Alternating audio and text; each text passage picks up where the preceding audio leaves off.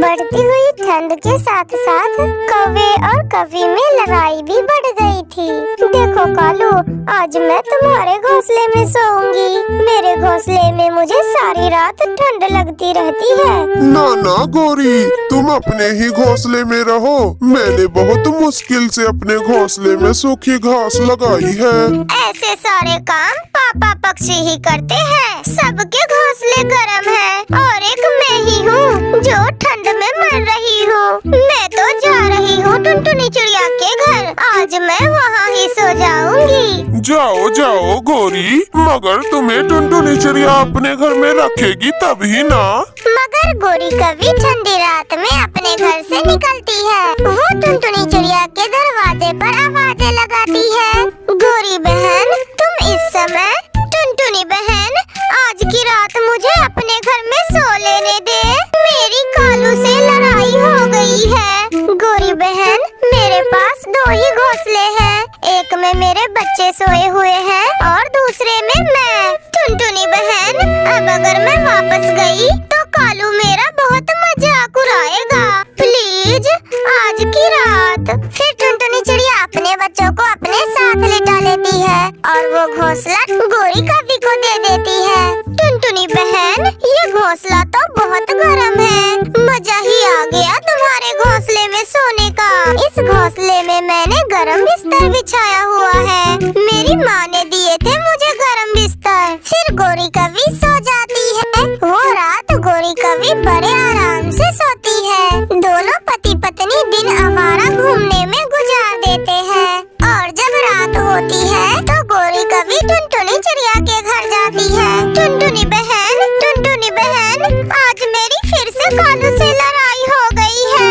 मगर टुनटुनी चिड़िया अपने घर के अंदर से ही जवाब देती है, मगर आज मैं तुम्हें अपने घर में नहीं आने दूंगी। बच्चे बड़े हो गए हैं, मुझे बच्चों के साथ नींद नहीं आती। तुम जाओ यहाँ से। छोटी टुनटुनी, बड़ी बातें करने लगी है तू। मुझे भी गोरी कहते हैं, गोरी। फिर गुस्से में गोरी कभी वहाँ से चली जाती है। मैं ना कहता था, आज तो टुनटुनी चिड़िया कभी भी तुम्हें अपने घर में नहीं रखेगी। बराया, सो जा चुप करके।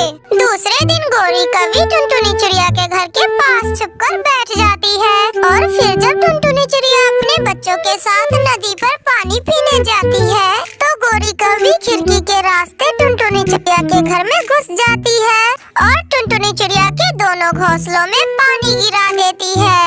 अगर मुझे इन घोंसलों में नहीं सोने दोगी तो टुनटुनी चिड़िया की बच्ची तुम भी नहीं सोओगी। और फिर गोरी कभी वहाँ से भाग जाती है और फिर रात को जब टुनटुनी चिड़िया और उसके बच्चे घोंसले में लेटते हैं तो घोंसले गीले थे। मम्मा, मम्मा, ये घोंसला गीला है, ये बहुत ठंडा है।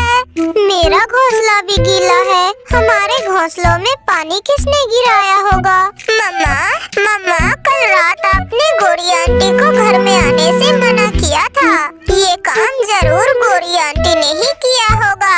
हाँ, ये काम जरूर उस गोरी की बच्ची का ही है, मगर मैं भी उसे सजा जरूर दूंगी। दूसरे दिन टुनटुनी चिड़िया झाड़ियों वाले जंगल जाती है और वहाँ से एक ऐसी झाड़ी के पत्ते तोड़ती है जिनको छू लेने से शरीर में खारिश शुरू हो जाती है। चिंकी और कुकू, अब देखना ठंड की रात में वो गोरी की बच्ची भागती फिरेगी। कुकू बेटा, जाओ और गोरी को बताओ कि आज वो हमारे घर में सो सकती है। कुकू जल्दी से गोरी कवी के घर जाता है। आंटी, आंटी, मम्मा ने भेजा है। मम्मा कहती है कि आज रात आप हमारे घर में सो जाए। आखिर मान गई तुम्हारी मम्मा।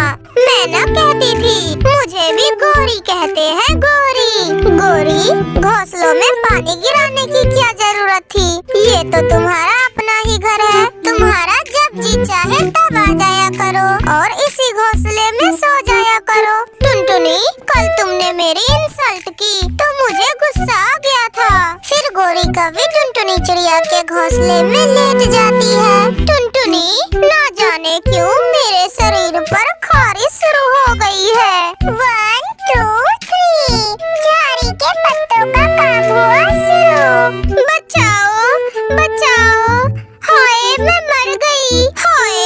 मर गई। ना जाने उस टुनटुनी की बच्ची ने अपने